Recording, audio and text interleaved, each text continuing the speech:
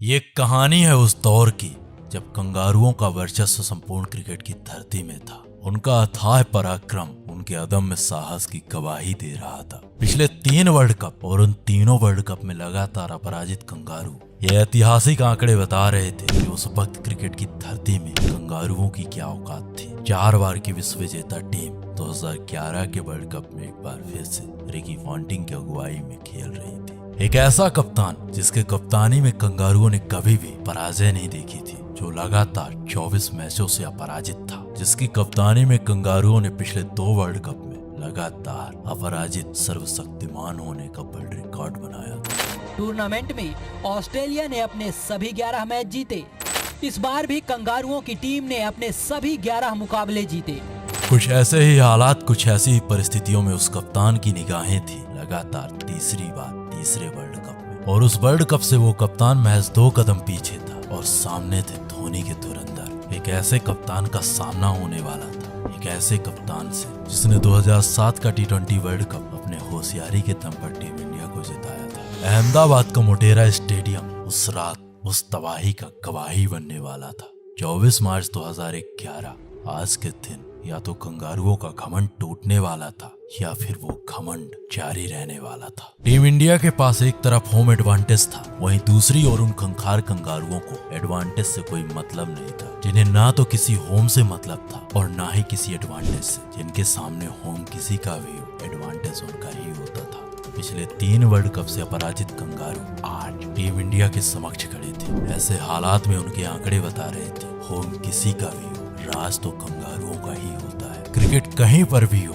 पिछले 3 world cup से राजा हमेशा कंगारू ही होता था। और कुछ ऐसे ही हालात, कुछ इन्हीं बयानों के बीच में 2003 के वर्ल्ड कप की वो हार, उस हार के वो दर्दनाक पल हम इंडियंस कभी नहीं भूलने वाले थे। अहमदाबाद का मोटेरा स्टेडियम उस दिन उस घमंड के तबाही का गवाही बनने वाला था। 24 मार्च 2011 वर्ल्ड कप 2011 का क्वार्टर फाइनल मैच। नमस्कार, आप देख रहे हो द डॉक्यूमेंट्री का स्पेशल एपिसोड, कहानी अपराजित ऑस्ट्रेलिया के पराजित होने की। एक और दिग्गजों से लैस कंगारू टीम थी, वहीं दूसरी ओर धोनी की नई नवेली टीम इंडिया। कंगारुओं के पास रफ्तार से कहर बरपाते तेज गेंदबाज थे, तो बल्लेबाजी में एक निडर पराक्रमी बल्लेबाजी क्रम था। वहीं दूसरी ओर कप्तान महेंद्र सिंह धोनी द्वारा तैयार की गई नई नवेली टीम इंडिया, जिनमें कुछ के पास अनुभव, पराक्रम, विश्व का सबसे कीर्तिमान खिलाड़ी होने का गौरव हासिल था। परंतु इस गौरव, इस पराक्रम के दम पर टीम इंडिया कभी भी वर्ल्ड कप नहीं जीत पाई थी। टीम इंडिया के पास ये कलंक था और वहीं कंगारुओं के पास वो घमंड था, और कंगारुओं का वो घमंड जायज था। सिक्का कंगारुओं के पक्ष में गिरता है और कंगारुओं ने पहले बल्लेबाजी करने का निर्णय लिया। कंगारुओं का यह निर्णय टीम इंडिया के जख्मों में एक और कलंक का इशारा था।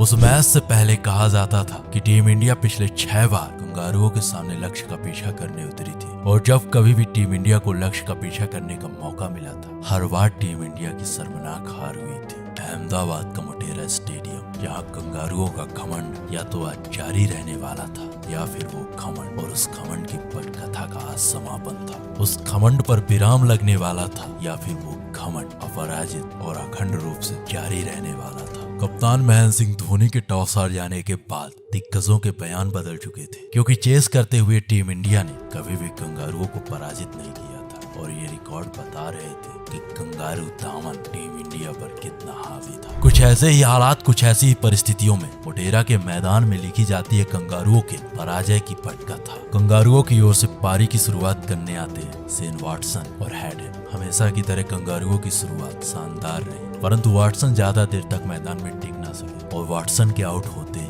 मैदान में उतरता है कंगारुओं का पराजित सर्वशक्तिमान योद्धा रिकी पॉन्टिंग। एक ऐसा योद्धा जो अगर मैदान में टिक गया तो अपने अकेले दम पर बड़े बड़े दिग्गजों के छक्के छुड़ा देता था, जो कंगारुओं के अभिमान, कंगारुओं के घमंड की वजह था। एक ऐसा कप्तान जो पिछले 3 वर्ल्ड कप से अपराजित था, परंतु इस वर्ल्ड कप में वो कप्तान कंगारुओं का सिर दर्द बन चुका था, क्योंकि इस वर्ल्ड कप में वो कप्तान महज 20 की औसत से रन बना रहा था। उसके बल्ले की खामोशी टीम इंडिया की खुशी की वजह थी। वर्ल्ड कप के 6 मैच में 20.40 की औसत से पॉन्टिंग ने सिर्फ 102 रन बनाए हैं, परंतु उसके बल्ले की खामोशी को देखकर उसमें रवानी नहीं है, ये समझना टीम इंडिया की सबसे बड़ी भूल थी। क्योंकि पूरे वर्ल्ड कप में खामोश रहने वाला Ricky Ponting quarter final match में टीम इंडिया के खिलाफ एक बार फिर से चल गया। एक तरफ से कंगारुओं के लगातार अंतराल में विकेट गिर रहे थे, वहीं दूसरी तरफ से कप्तान रिकी पॉन्टिंग कप्तानी पारी खेल रहा था। उसका उद्देश्य, उसका लक्ष्य विराट रूप धारण कर चुका था।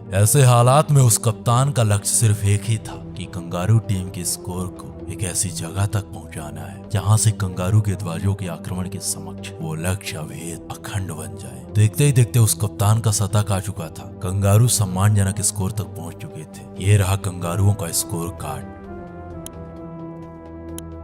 अब टीम इंडिया के सामने 260 रनों का लक्ष्य था, परंतु ये लक्ष्य कंगारू गेंदबाजों के सामने 300 रनों से कम नहीं था। कंगारुओं के अपराजित रथ को रोकने के लिए टीम इंडिया को बनाने थे 261 रन। मोटेरा की धरती में कंगारुओं का वो घमंड आज या तो ध्वस्त होने वाला था या फिर हमेशा की तरह जीवित रहने वाला था। टीम इंडिया के गेंदबाजों ने अपना काम कर दिया था। अब बारी थी भारतीय बल्लेबाजों की। टीम इंडिया की ओर से पारी की शुरुआत करने आते हैं सचिन और सहवाग। टीम इंडिया की शुरुआत कुछ खास नहीं रही। टीम इंडिया ने 44 रन के भीतर अपना पहला विकेट सहवाग के रूप में खो चुकी थी, लेकिन गंभीर और क्रिकेट के भगवान टीम इंडिया को संभालने का प्रयास करते, परंतु शॉन टेट की वो गेंद क्रिकेट के भगवान को भी पवेलियन का रास्ता दिखा चुकी थी। ऐसे हालात में टीम इंडिया अपने दोनों ओपनर्स को खो चुकी थी। एक के बाद एक टीम इंडिया के विकेट गिर रहे थे। ओपनर्स के आउट हो जाने के बाद कोहली और गंभीर भी टीम इंडिया का साथ छोड़ चुके थे। 168 रनों के स्कोर पर टीम इंडिया अपने 4 विकेट खो चुकी थी और ये मैच जीतने के लिए टीम इंडिया को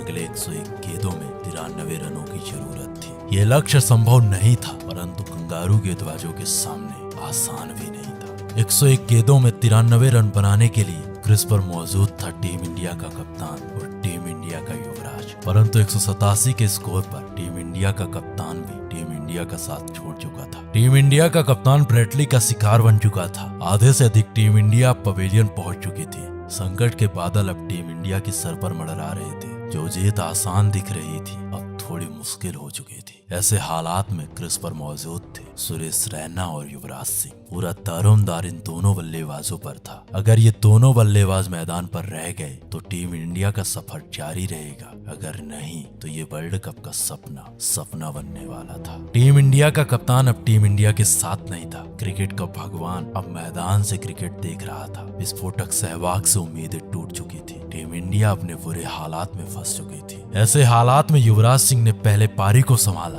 और रैना ने कंगारुओं पर आक्रमण किया। देखते ही देखते दोनों बल्लेबाजों ने पहले 50 रन की साझेदारी की और फिर युवराज सिंह ने अपने 50 रन पूरे किए। अब ये मैच टीम इंडिया के लिए औपचारिक बन चुका था। ऐसे में कंगारुओं के वो समर्पण का भाव उनके टूटे हुए घमंड को प्रकट कर रहा था। रैना और युवराज के ये शॉट्स कंगारुओं के घमंड को चकनाचूर कर रहे थे। अपने उन जख्मों का वो बदला ले रहे थे जो 2003 के वर्ल्ड कप में इन्हीं कंगारुओं ने हम भारतीयों को दिया था। युवराज सिंह के शॉट के साथ कंगारुओं का वो समर्पण देखने लायक था। बहुत महीन सी थी दरार, जड़ दिया 4 और टीम को पहुंचा दिया अंतिम 4।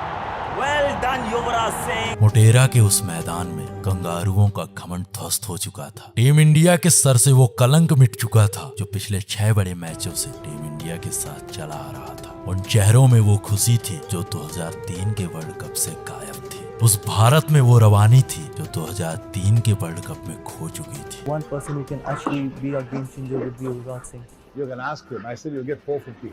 But I don't think any one of us, and maybe not even Yuvraj himself, expected him to have the kind of tournament that he did have. कुछ इसी जीत के साथ टीम इंडिया सेमीफाइनल में दस्तक दे चुकी थी और सेमीफाइनल में टीम इंडिया का सामना होने वाला था पाकिस्तान से। अगर उस मैच की भी कहानी आपको हमारे आवाज, हमारे अंदाज में सुनना है तो सब्सक्राइब करें हमारे चैनल द डॉक्यूमेंट्री को। और हाँ,